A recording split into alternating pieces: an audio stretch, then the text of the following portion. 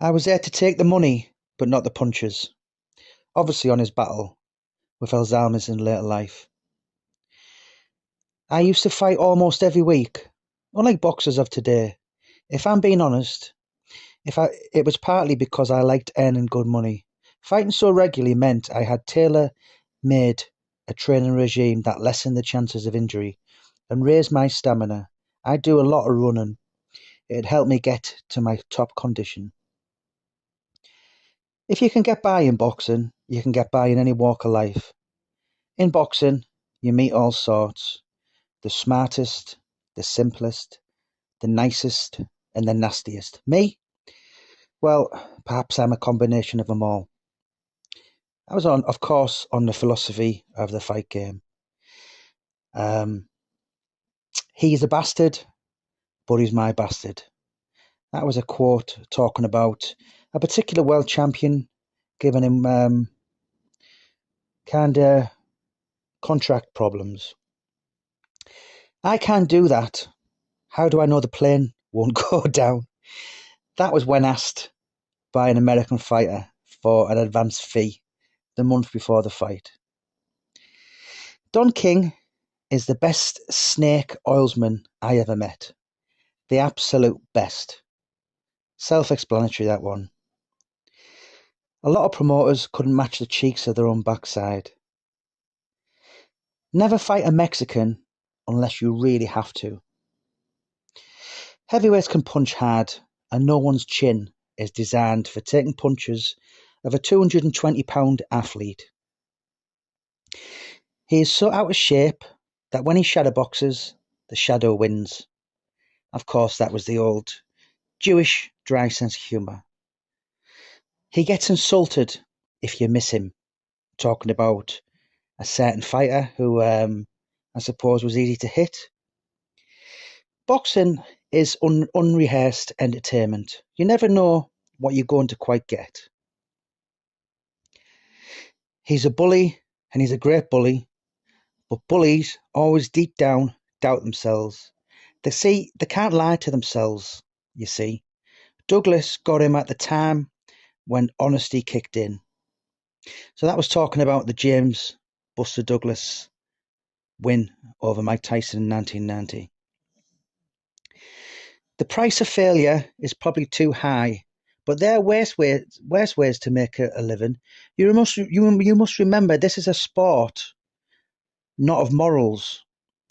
So when it's your turn to take the bat, you must grab the bat and take your opportunities.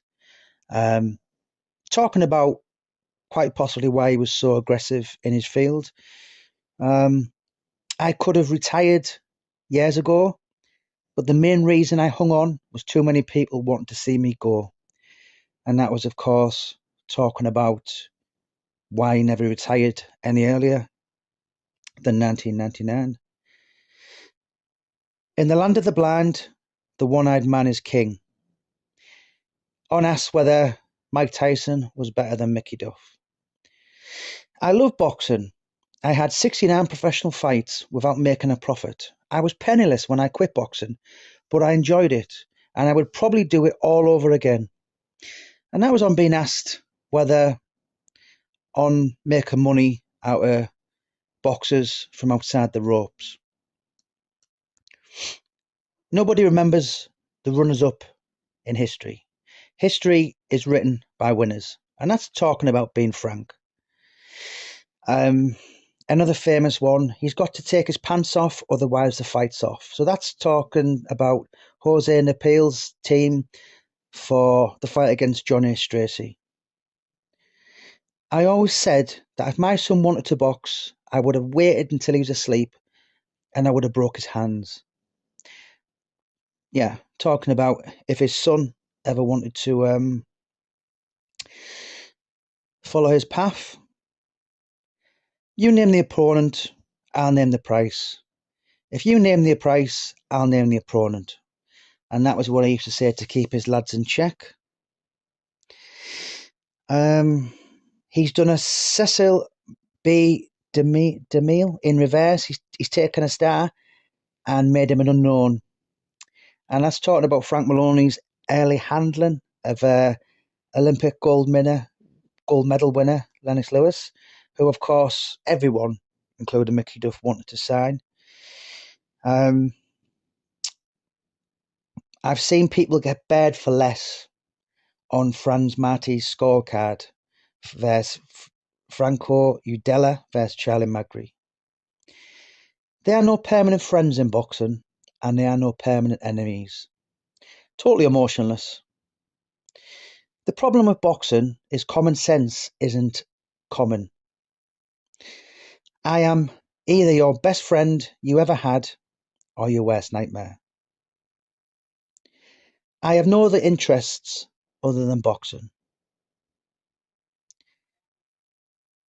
I mean, of course, his most iconic one is, if you want loyalty, buy a dog. I mean, I could have quite without a shadow of a doubt, written a book alone on Mickey Duff's iconic, quite charismatic, totally unforgettable quotes, but there was that many. And I mean that many. I've littered some across the book. But I mean, as I said, I probably could have filled a couple of books. And I'll just leave you with the last one. You can't explain as to why a boxer boxes any more than you can explain why do people attempt to climb mountains. Why do people sail around the world? It's just something they want to do. If we're going to lead a life where you basically eliminate all the dangers and we're all going to try to live to 120, it's going to be a terribly boring life. But yeah, I've really enjoyed writing this book, The Little Big Man, and I'm wrapping up in September. So those were a couple of totally unforgettable, unique, and unforgettable, totally, they'll go forever down in boxing folklore. And there was nobody better for that dry, as I said, Jewish humour one-liner than Mickey Duff, aka Monique Prager.